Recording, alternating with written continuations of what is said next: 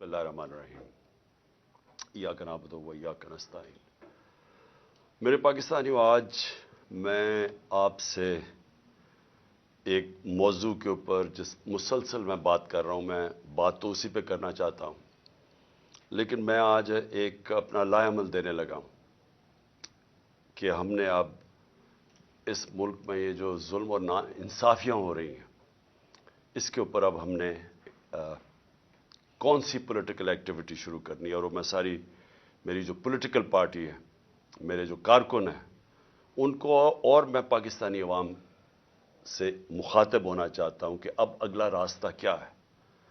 क्योंकि मुझे आहिस्ता आहिस्ता अब ये यकीन हो गया है कि इसके बावजूद कि हमारा मुल्क का आइन बड़े वाज़ेह तरीके से कहता है कि इलेक्शन 90 दिन में होनी है, यानी जब हमने अपनी असेंबलियां पंजाब की और पख्तूनख्वा की, जब हमने अपनी असेंबलियां डिसॉल्व की, तो हमने इस नॉलेज से की कि पाकिस्तान का जो आइन है वो वाज़ेह कर देता है कि 90 दिन के अंदर इलेक्शन होने हैं।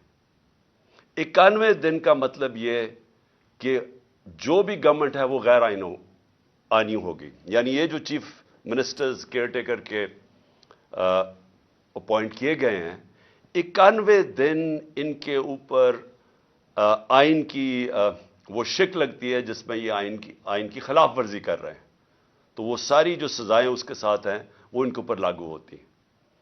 और इसके अंदर जो इलेक्शन कमीशन है, जो चीफ इलेक्शन कमिश्नर है, उसका जो रोल्स अब तक सामने आ रहा है कि इसके बावजूद कि उसको पता है कि पाकिस्तान का जो आइन है वो 90 दिन के अंदर इलेक्शन करवाया था जब हमारी असेंबलियां डिसॉल्व हुई, तो ना गवर्नर ने अभी तक उसके ऊपर चला है, दोनों गवर्नर्स नहीं चले, ना इलेक्शन कमीशन उसके ऊपर चली।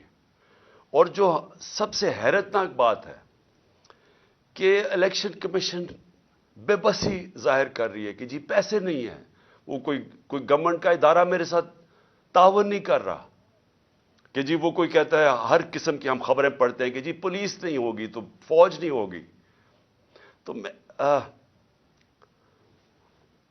मेरे पाकिस्तानियों, ये समझ जाएं कि जिस दिन पाकिस्तान के आइन के ऊपर कोई अमल नहीं होता और पाकिस्तान की जुडिशरी अमल नहीं करवा सकती, यानी जुडिशरी फैसला करती है कि ये होना चाहिए आइन, और ये आइन, क्योंकि जुडिशरी तो आइन की इंटरप्रिटेशन करती है, तो वो जब एक चीज सामने रखती है कि ये वाज़ेह आइन में, और उसके बाद कोई भी हुकूमती, कोई भी इदारा, डिपार्टमेंट ये कहे कि हम जी इसमें तावन नहीं कर सकते, उसके बाद मुल्क का कानून खत्म हो गया।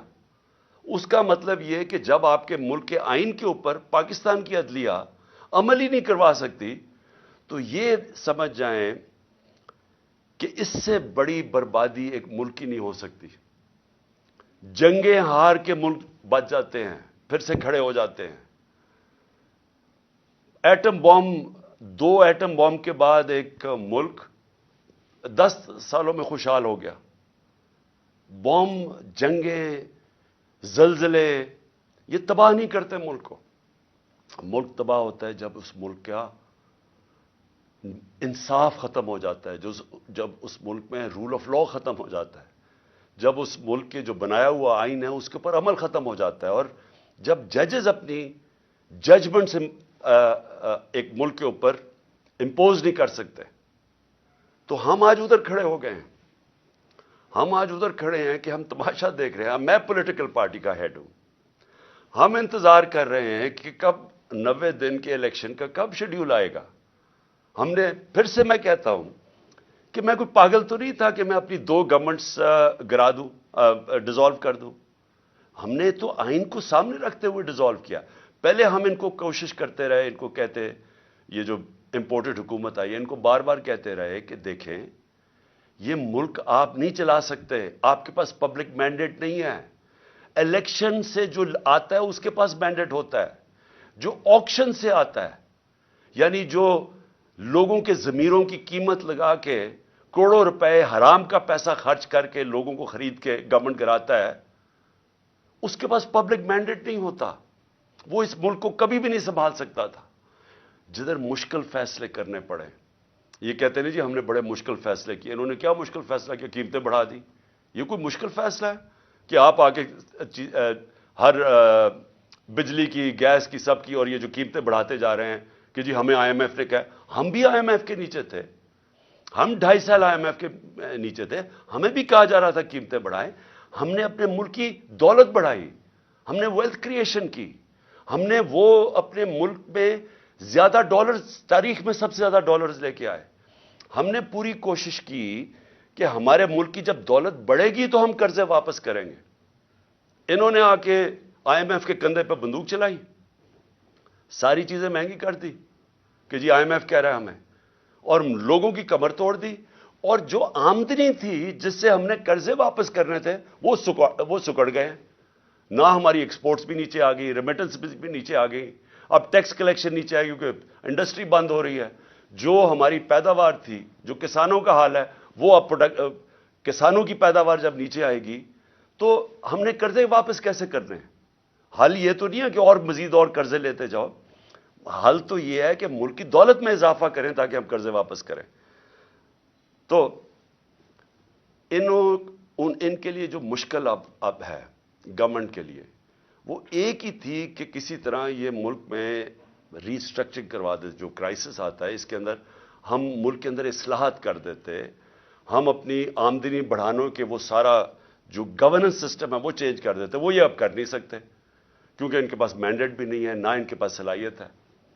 लेकिन मैं आज अपनी कौम के सामने जो बात कहना चाहता हूं कि देखें, अगर किसी का ख्याल है, ये मैं पहले भी कह बैठा हूं, कि कोई बड़ा काबिल, कोई जीनियस, कोई इकोनॉमिस्ट दुनिया से बाहर ले आए और वो हमें कोई ऐसी इकोनॉमिक पॉलिसी दे जिससे मुल्क उठ जाएगा, तो आपको समझना चाहिए कि इकोनॉमिक पॉलिसी एक मुल्क की एनवायरनमेंट के अंदर बनाई जाती है। यानी एक माहौल होता है जिसके अंदर इकोनॉमिक पॉलिसी इंप्लीमेंट की जाती है, और वो उसके अंदर आपका गवर्नेंस सिस्टम है, यानी आपकी गवर्नमेंट कैसे चलती है।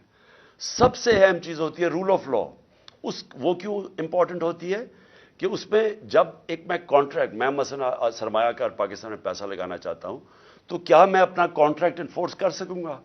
क्या अदलिया मेरी इन्वेस्टमेंट को प्रोटेक्ट करेगी?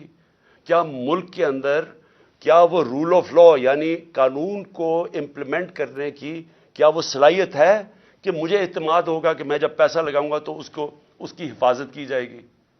आज ये हाल है कि जो लोगों ने पाकिस्तानी बैंकों के अंदर डॉलर्स रखे हुए थे, आज उनको डॉलर्स नहीं मिल रहा है।